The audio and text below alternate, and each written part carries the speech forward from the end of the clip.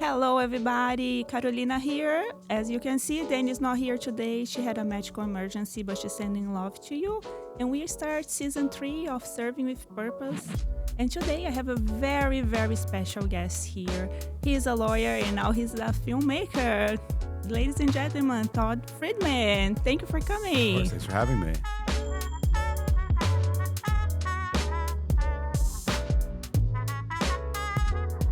And don't forget to like, subscribe, and enjoy this conversation. Todd, you're a lawyer. I am a lawyer, yes. I've been a lawyer for over 20 years. What inspired you to do law first? My parents just kind of told me that I was going to law school, and I really didn't have any direction, when I And was you in were a good college. son. And they're like, go to law school. I said, okay. And that's really how I got into law. It's obviously, now that I've been a lawyer for a while, I obviously enjoy it, and it's been fruitful, and it's allowed me to get into the film space. But that's really how I got into it. I didn't grow up wanting to be a lawyer. I really didn't know what I wanted to be. So You always want to be a filmmaker, or you just figure out that later in life? I always wanted to be a writer.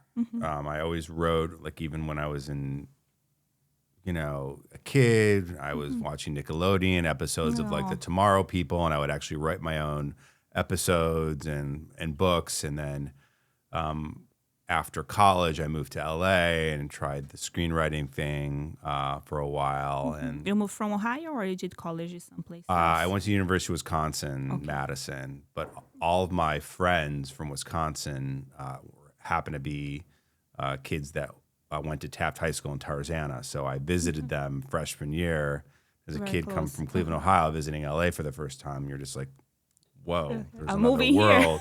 There's just another world that's warmer and nicer than Cleveland. Cleveland's a very nice place, by the way. But it was just, once I visited my friends, I was like, oh, I need to come out to Los Angeles after college. And that's what happened. And then you move here and start your practicing here. Yeah, so I moved here. I went to the only law school in LA that I applied to that took me, which was Loyola. It's a decent school. I applied to UCLA, USC, a bunch of them. Loyola took me. So I moved to LA and I lived in an apartment with some friends from college, finished law school, moved to Chicago actually right Oh, after cool. law school for 3 or 4 years because I had met my wife. So I moved there for her, and then we stayed there, got married, and then moved back to LA. So I moved to Chicago in 2001, was there for 4 years, came back in '05, and I've been living in LA ever since. And after having a successful law practice, when you had like the idea, I'm going to open a production company. So what happened with that was, I always knew in the back of my mind that I wanted to be a writer, and my wife got pregnant, and it was time to kind of get a real job. So I opened up a law firm, and the law firm became mildly successful, and it grew. And I practiced debt collection harassment type of Okay. defense. So it's a weird type of thing, but I basically represented consumers who were being harassed by debt collectors and creditors. Getting phone calls, calling friends, threatening with Oh my God, lawsuits. And there's a federal statute that protects consumers. So I basically made my living suing debt collectors. And that was actually the premise of the first movie that I wrote and that Helmlock Circle produced in 2019 called Collection, which starred Alex Pettifer, Mike Vogel, and was directed by Mariana Palka. So that was kind of how I got into production. I wrote kind of what I knew, essentially. Okay. And now we were working with other writers. How the scripts come to you? So Hemlock's done 9 movies. We're currently shooting our 9th movie right now. I have written 3 of them. Oh, that's cool. Which ones? I wrote Collection, which came out in 2021. I wrote The Re-Education of Molly Singer, which stars Jamie Presley, Britt Robertson, Ty Simpkins, and Is still in production? say that again? This still in production, or is done? Well, that came out in 2023 and had a little top 10 Netflix run for a while. So I got to plug that. Congratulations. Yeah, that was distributed by Lionsgate.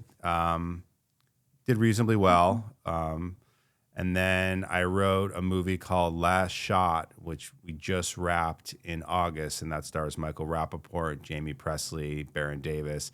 It's like a club basketball drama. It's a very cool movie, and we're really excited about that. But that's the last one I've written.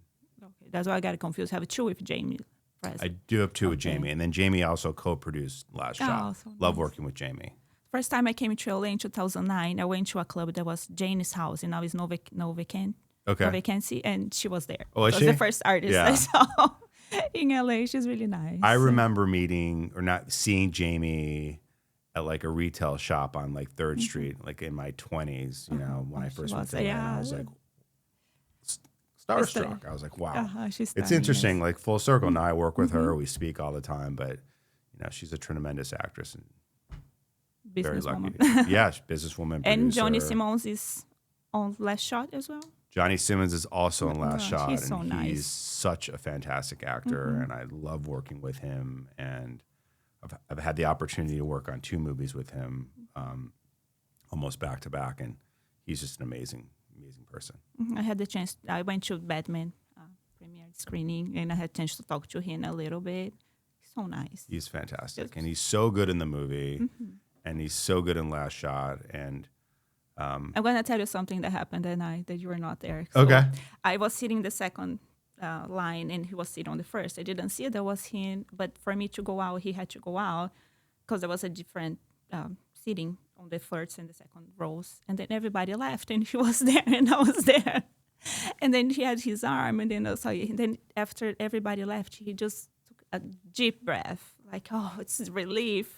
And we don't see this side of actors because you always think they're so confident and such kind of narcissists in a good way for their craft. And he was like so happy of a good work because I think everybody was seeing the film for the first time Yeah. that day. Yeah. So he was so happy. It was like, oh, that's so beautiful to witness, like all his soul and heart on the movie. And then we had a chance to talk a little bit. He is hypnotizing. He's so nice.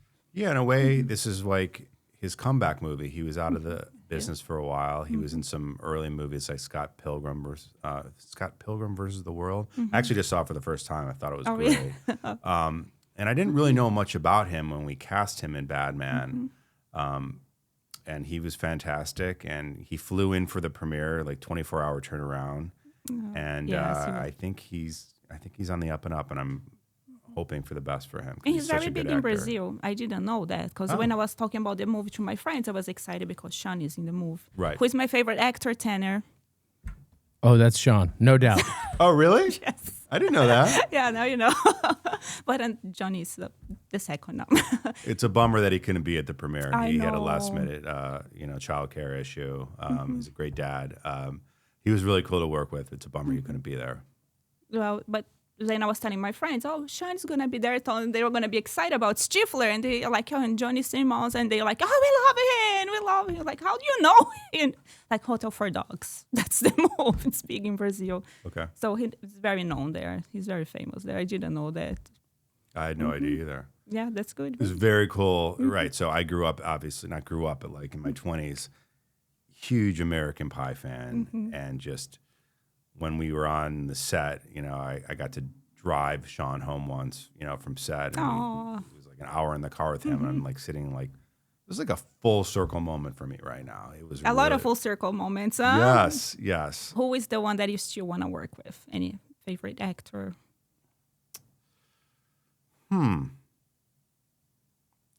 I still get like starstruck just from anyone that I work with. I think it's just so Really? cool. Let's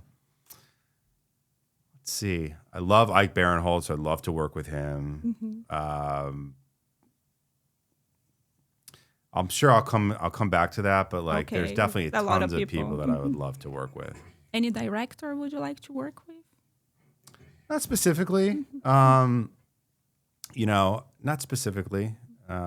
I've only worked with like a few. I've worked with Andy a bunch of times, and I worked with Mike Diliberti, and but I just anyone who responds to the That's good, movies that we write or produce, and we come to a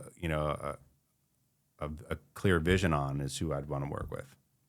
Any Spielberg or Scorsese? I mean, obviously, those guys, I don't think it's a realistic, based on the budget Why that not? that Hemlock Circle But you were lives growing in. so fast. Who Hemlock knows? Circle really lives on the $1 to $5 million, budget range, at least for independent films. I mean, obviously, if we For got, now, or that's how you think it's going to be? I don't know. That's how it's been. But obviously, you had to work with any of those guys would be a pipe dream. But right? maybe it'll happen. Yeah. Okay, talking about money. Let's manifest it. Yes, right? amen. I hope so. This is going to happen. So talking about money, when we had our short interview, we were saying, you won't believe how much I spend on Batman. I was like, I'm going to keep this question for our big interview, but somebody spoiled. So you want to tell us how much we spent on Batman? The budget was under $2 million for Batman. And, Mike did a tremendous job, and He's so nice. And we got a great cast for that budget. And, Warner's my producing partner. So Warner he's the on-set guy for Hemlock Circle. He's on set right now in Chicago on a film that we're shooting right now. And he can take a budget and make it look like it's triple. Yeah, because there is explosion, A-list actors, and the whole casting is really good. Yeah, we live in that, for independent films, to really, the chance to making any money back, you really have to live in a low budget. And you can't be too low, obviously, because there's a quality, aspect of it. But we try to live in the $1 to $5 million range movie for raising money for independent films. If you go higher than that, it's really a risk, especially in today's climate. It's really hard to get a movie going, and it's really hard. So it's like almost like it's independent films or studio, right? So if you're living in between that, you must have FU money or something like that. Where it's a lot riskier. So we feel comfortable living in that range. For new filmmakers, how do you get the money? How you finance? Well, there's a lot of ways. Private equity is how we've done a lot of it. Friends and family. I see people doing crowdfunding. I think it's now, and Kickstarter, and people seem to be successful recently doing that. Would you do that? We're looking into it for sure, and we won't say no. Okay. That's the hardest thing to do is to raise the money for it, and especially in the beginning when you're unknown. But we've raised in a variety of ways, and there's other ways to do it. You finance. You unfortunately for California, we're having that whole argument about filming in California versus filming in other states, but all these other states are offering these, crazy tax incentives. Like, for instance, we've shot in Alabama, 3 or 4 times, and they offer a 35% tax incentive. And one part of the way to finance your films is you can finance, those tax credits because it's a secured loan, and you're definitely getting that money back. So you look to lenders so you can. It's a combination of private equity, it's investments, it's pre-selling the international, it's taking a loan on the tax credits. It's really a combination of all. You have to get really creative. You are doing that, or you have a person to do that? We do it. Oh, that's amazing. That's sort of my side of the business. Warner is really the on-set person. He does stuff that I still don't know. And I really do a lot of. I'm really involved more in pre-production, financing, casting. And then I do a lot in post, the music, sound, and I've probably watched all of our movies 100 times ad nauseum. I watch Cope, Black Diamond, Batman, and Marshmallow, of course. And the movies look very sophisticated, very high quality. It's Warner. It's our directors, it's the amazing crews that we work with. It's really a team effort. But Warner has the ability to really, take a budget and make it look, 4 or 5 times. Especially Black Diamond, the house, the ski, the snow, things look so rich and so sophisticated. That was a fun movie to shoot. Yeah, why it was cold. It was cold. It was in Telluride.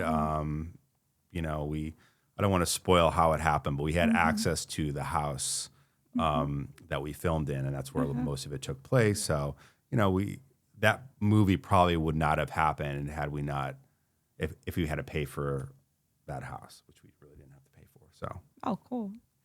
So being a lawyer help you negotiating the deals? Yeah, interesting. Maybe just having your name as a lawyer, like if they know that the producer's a lawyer may help, but like I don't do transactional law. So reading a contract is almost like foreign to me. I'm a litigator.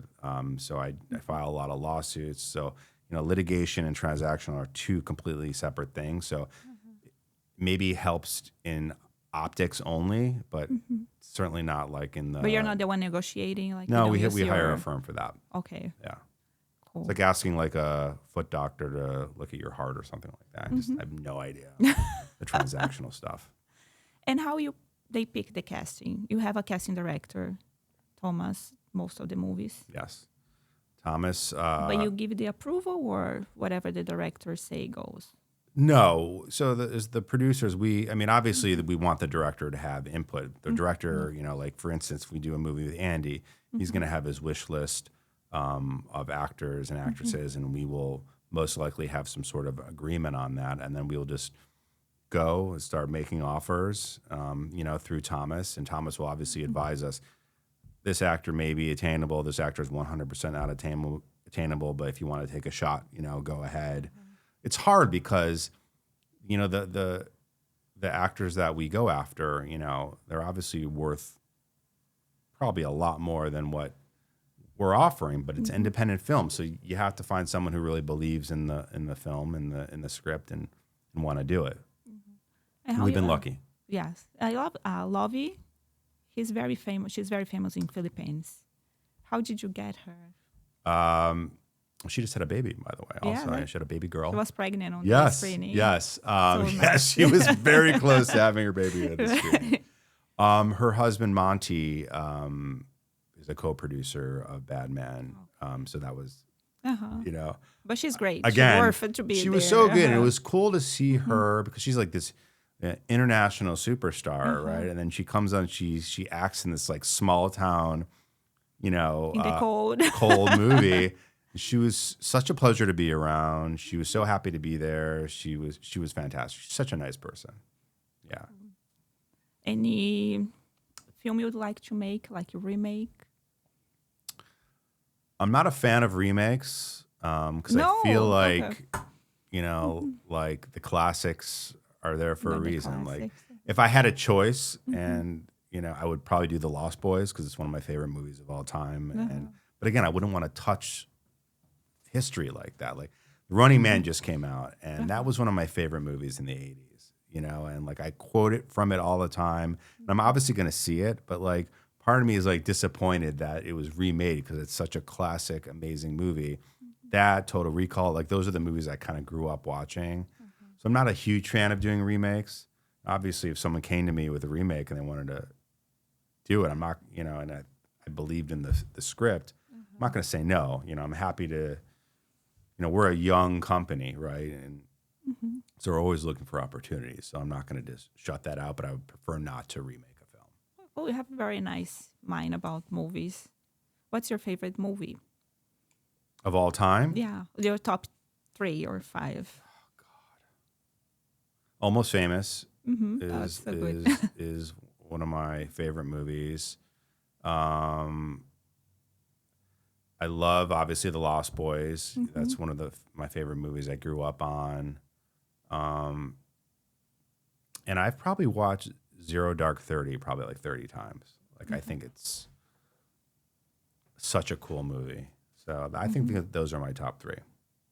Cool. Very different genres. Very different. Very different. I love comedy. I love action. I love thrillers. And it's funny. I think Marshmallow was really my first foray into horror, even though some people don't think it's a horror movie. It's sort of like a kids type of horror. It really depends. It's not a slasher. It's like a horror sci-fi because horror has a lot of things. There's gore, there's a thriller, so it's horror sci-fi. It's horror, yes. I think true horror fans who went into Marshmallow thinking they were going to see a slasher, were probably, were disappointed in that. It's not gore, but it's, People were like, everyone's saying with Marshmallow, going blind, And so people who went in blind loved it. People who had certain expectations about it were disappointed, and that's fair. I went blind. It was very. I don't want to, spoil the movie, obviously, but let's talk a little bit about Marshmallow. Kids actors, they are so amazing. I'm so sorry if I'm pronouncing his name wrong, but Q, yeah. So he's so adorable. the lead, he is so good, they were all fantastic. Well, first of all, my son Dylan was in the movie, and we put him in the movie because he's got a personality, and it was his first time ever acting, and he played Sam, and he had such a good time on set. But all those guys, Q, Max, like they all, a lot of the comments that we got, because I obsessively look at Letterboxd, so like really? from the half stars to the 5 stars. And a lot of the comments that we got were, we were really worried about kid actors, but they really were fantastic. And that was across the board. And people really liked the kid acting in that. And I think that had a lot to do with their talent, but it's so much to do with Danny. I mean, he was the perfect director for this film because he's so good with kids. He's got 3 young boys, and he's so patient, and it was like a perfect match. Oh, yeah, he's very nice. And Daniel Del Purgatorio, there is an interview with him on the channel. And I love that's his name. Del Purgatorio is so perfect for him. It's a hard name to pronounce, Del Purgatorio, Yes. right? But it's so horror, it's so in the character. So how you guys shoot and find the place to shoot the Marshmallow? Because the location was so great. Yeah, so we got lucky on that. We were shooting in May, and we had to find a summer camp. So obviously, summer camps are full from May to... That's the time of planning. So we shot that in Kentucky, and that was our first film in Kentucky. And the film commission there, they were fantastic. And that was really our scouting. We found a summer camp that had been shut down or closed, and not abandoned. People rented it out for like weddings and other venues. In fact, the last day of shooting, I guess the summer camp had actually double booked a wedding on our last day of shooting, and it was a whole mess. It ended up working out for both sides. But we got really lucky. It was I think the only part about that location which wasn't as realistic, the cabins were so small. So like if you really filmed inside the cabin, it maybe didn't look like that, but they only housed like 3 or 4 or 5 kids. Oh no. Usually with these summer camps, the cabins usually house like 15, 20 kids. But it was like a perfect location, and we basically lived on that camp, right? I mean, we were there every day. It was one location, and the kids, it was basically like summer camp for a month, and the kids had a blast. Have you been to summer camp? I grew up going to summer camp. Really? Yeah, I never been. It's cool. It's cool. Not everyone loves it, but it's cool. I went to a camp. If you have nice kids, it might be nice. If you have kids that you don't like, that's the problem. There's nice kids and mean kids in every summer camp, just like as you saw in Marshmallow. I mean, there's personalities no matter where you go. So it's really about what you get out of it. Sure. Yeah, when I first started watching Marshmallow, I was like, oh my God, my daughter is never going to summer camp. That's going to be her first fight. Perfect. And then I watched the movie like, okay, she can go now. But yeah, it was like, oh, I don't. It's so hard to be a parent and see your kid being bullied or. No, it's awful. It's awful. I mean, I have 3 kids, and they're basically either in high school or about to be in high school. How old are they? My oldest is 16. He's a junior in high school, and then I have twins. My son Dylan, who's been in, who starred in Last Shot, and who was in Batman. He's been in our films. He's 14. He's got a twin sister, Ariana, who's 14 as well, and she's a volleyball player, and it's a lot of action in our house. Cool. And how you feel about Dylan being an actor? I like it. I like it because he likes it. He works hard. He's really funny. Dylan is one of those kids who he gets along with adults more than kids, and he really knows how to talk to people. And he's good at. You have to have thick skin. He goes on auditions. Once in a while, he'll book a role. A lot of times, he won't. He'll get a call back, and then he won't get it. So he's got to be able to process rejection, and it's not easy to do. How you, as a father, help him to go through rejection? You make a movie. Right. Well, right. I mean, obviously his first role, was admittedly nepotism. I put him in a film, but he earned it. But I think I for would do the sure. same thing. Yeah, of course. I gave him the opportunity, and he hit a home run. And he had a role in Monsters, the Menendez. He's gotten stuff on his own. But look, I want him to be happy. I want him to go to college. I want him to live I don't know if I want him to live an actor's life. It's not an easy life. I want my daughter to be an actress. I would be so happy. Would be? Yeah. Yeah. I mean, obviously, if she wants, it's what it's what the kid wants to do. I mean, obviously the money's good and that's cool. Yeah, that's a cool job. But there's drawbacks in acting like there is in any job. And you acting on Marshmallow, how was that? Oh, I love the cameos.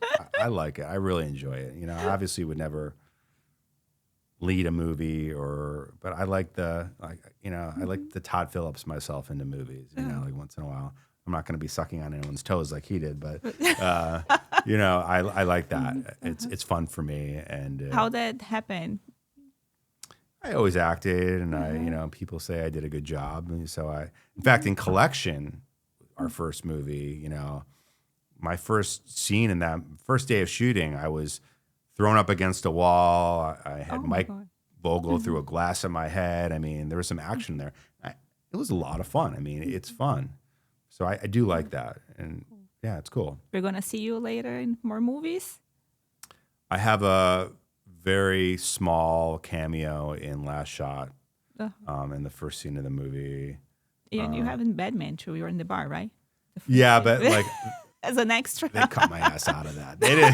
Mike was like, Oh no. Yeah. You see me you see Johnny walk into the coffee shop and he acknowledges me. You see the back of my head, but yeah, so that's Todd.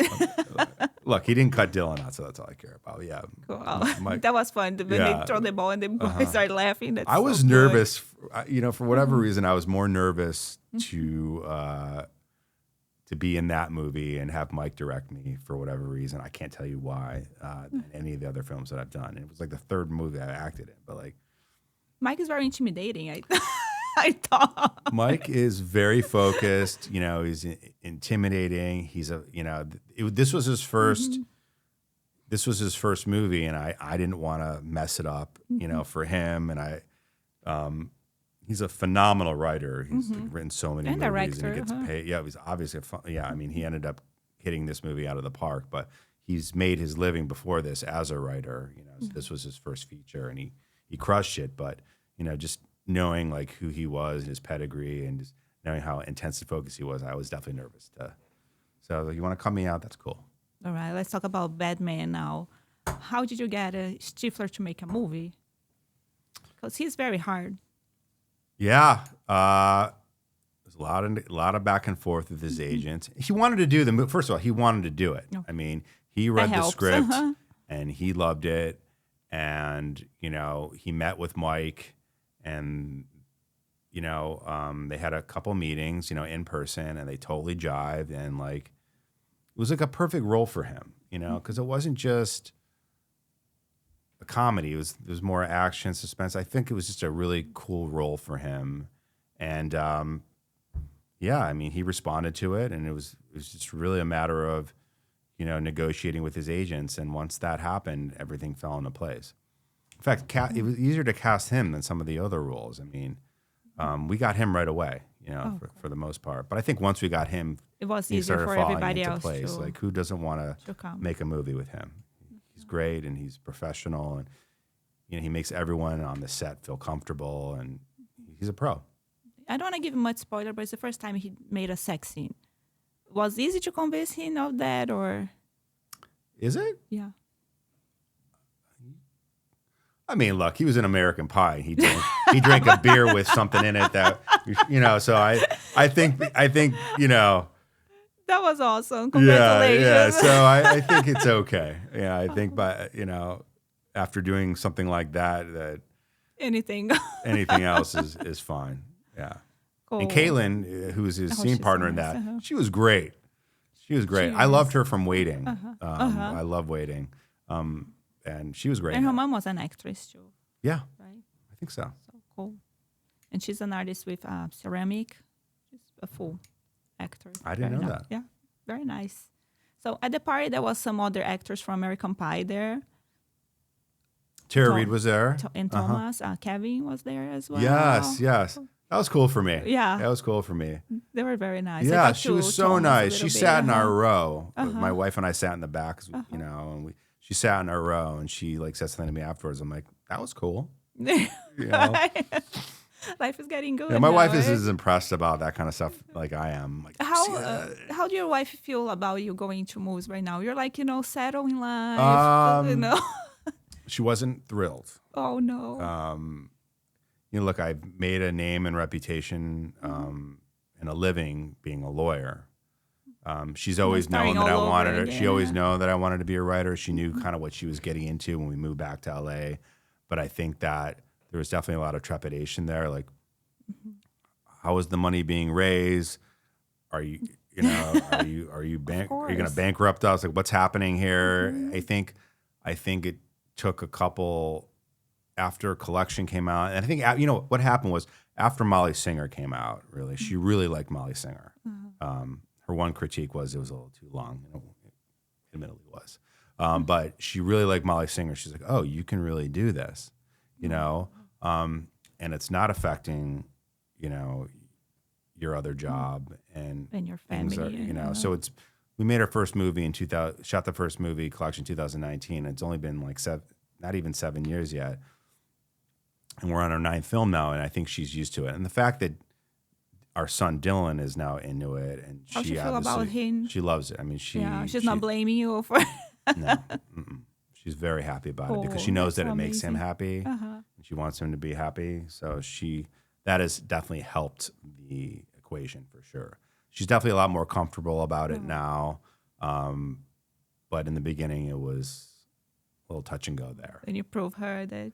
I think so. I think so. You'll have to ask her. It's good to have her support. Right? I'll bring her here. Yes. It's obviously good to have support. And I was smart about it. At the end of the day, I knew I love being a lawyer. I love helping people, and I get to do that in my job. Because I'm a consumer attorney for the most part, and not only does it pay the bills, but it brings some fulfillment to me. And I would never want to just, stop being a lawyer. It's nice to have this other opportunity, this other business, and hope that it's successful. And it's my dream, and I've been able to achieve that.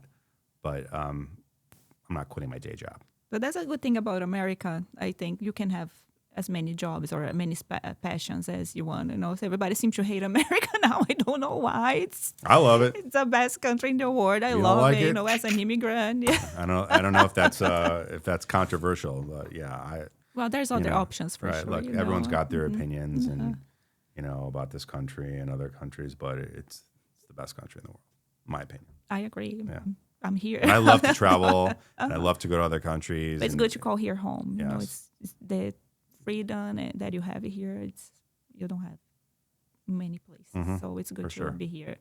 And as me and other filmmakers that are watching us right now, you start later being a filmmaker. Any advice for it goes? Most of the time, parents don't support, or one of them have another income or other mean to live. Like me, I have to make my business, and now now I can do movies.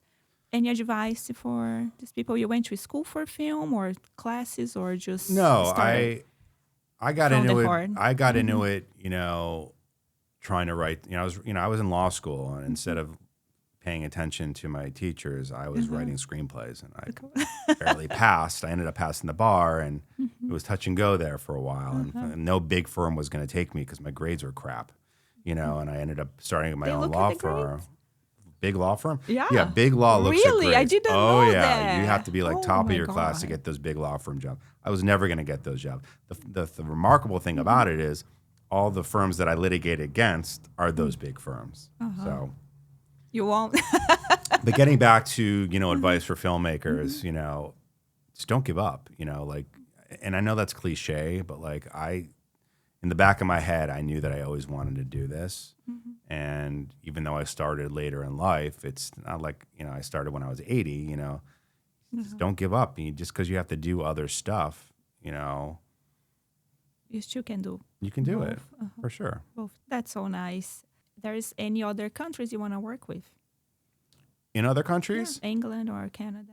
Or... I know that Warner and I have been talking about doing a project in Taiwan. It's not just, it'd be very cool to, first of all, it'd be hard for me to do that because I'd be leaving my family, for probably weeks at a time. So that would be tough. Warner is on set more than I am, and he's got 2 little girls. And so he's got to deal with that more than I do. But it's really about where it's feasible, so if we were going to go somewhere to another country, it would be because of, the tax incentive and how economically we can make the movie. And we would kind of look at that first. So it could be any country as long as the money was right, just to be honest with you.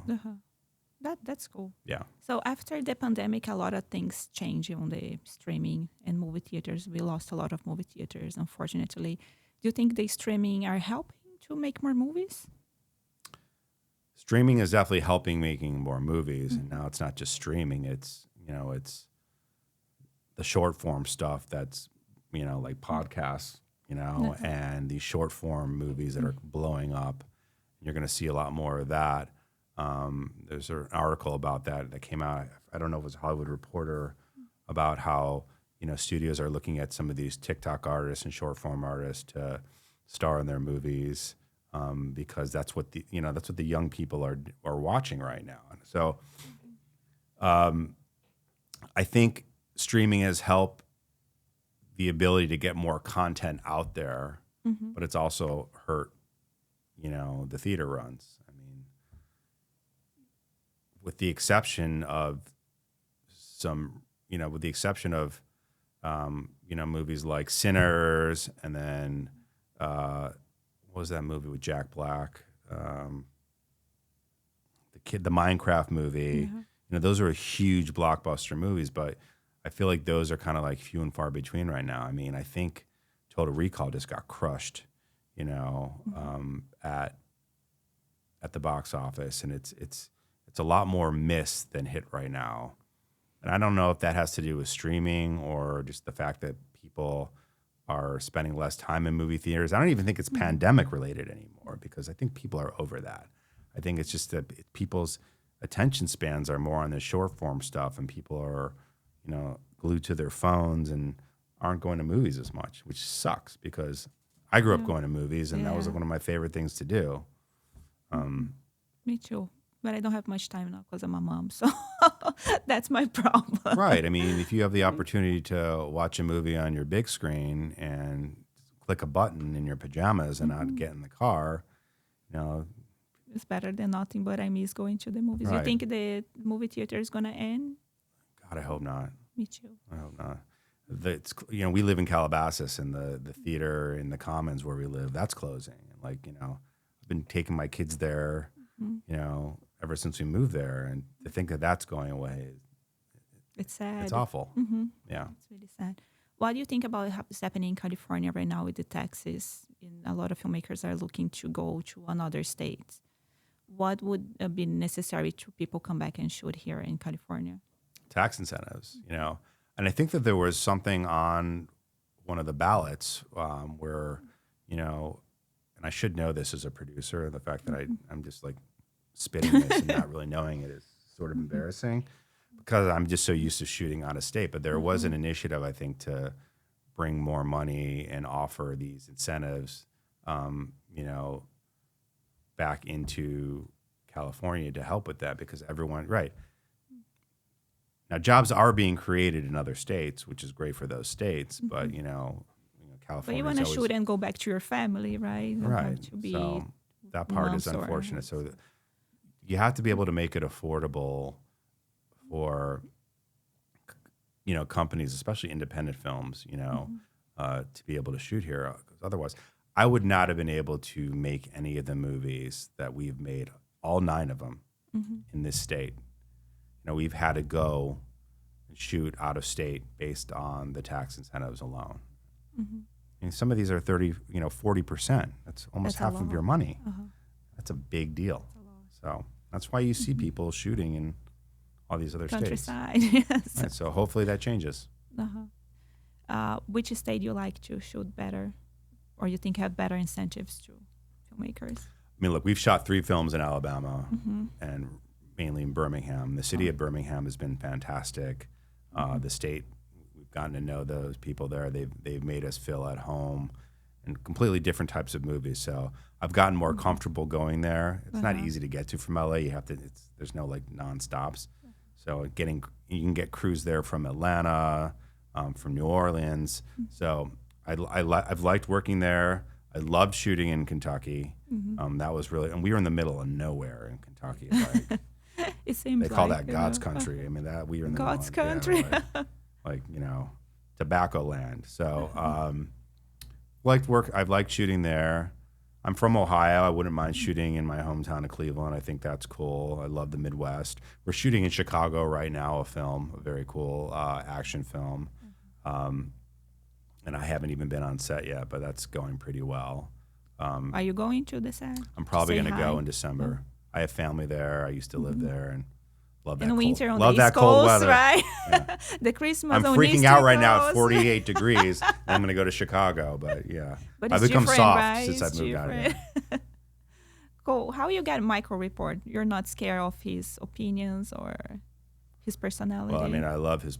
I mean, not to get political, but I'm a huge fan can get political. of Michael Rappaport's opinions. Maybe not all of them. Not others of the political stuff, but he's obviously a big supporter of Jewish people. I'm Jewish, Israel, and Is he Jewish? Yeah. yeah. And I'm obviously a huge fan of him too. Like, his character in True Romance is one of my favorite. He's been in so much. But I got, he's good friends with Jamie Presley. And so Jamie, produced this movie, and she called him and he read the script. And he loved it. He really responded to it. And he got to play my son Dylan's father in the movie. Okay. And the movie is sort of autobiographical. So we got to play, this drunk father. And, I'm a recovering alcoholic. I've been sober for 4 years. So he basically played me in this film, right? And it was kind of cool to see all that and to see him like in scenes with Dylan. He was such a pro, and he taught Dylan so much. And it was really, really cool. And how was Dylan in this film? It was a big film. In Marshmallow, he had he was a supporting, he was a friend of the main kid. He was been maybe in 5 or 6 scenes. And he had to carry, he carried this movie. He was first on the call sheet. He was in almost every single scene. And it was a hard film. It was a drama. And he worked hard. He studied hard. He had great teachers.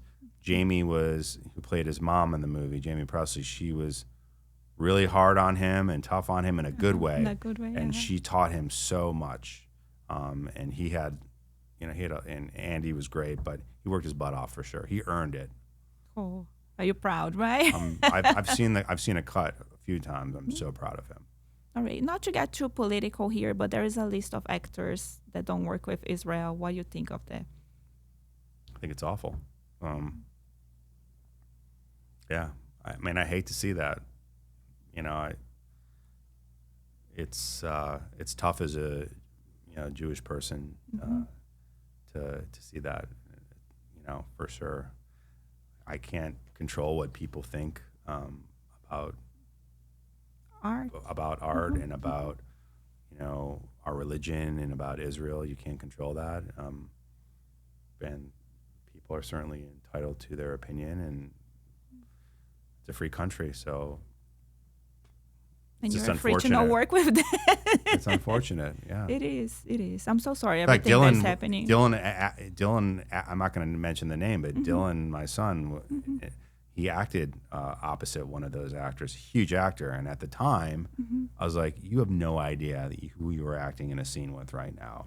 It's like bucket list for just about every actor. And then this person ended up, coming out against, Israel. But it is what it is. I mean, I'm so sorry. yeah, it's just tough. It's tough on everyone. And any plans for the future for more movies or besides these three? So we've got Last Shot that we just we wrapped in August, and we hope to get it into a film festival.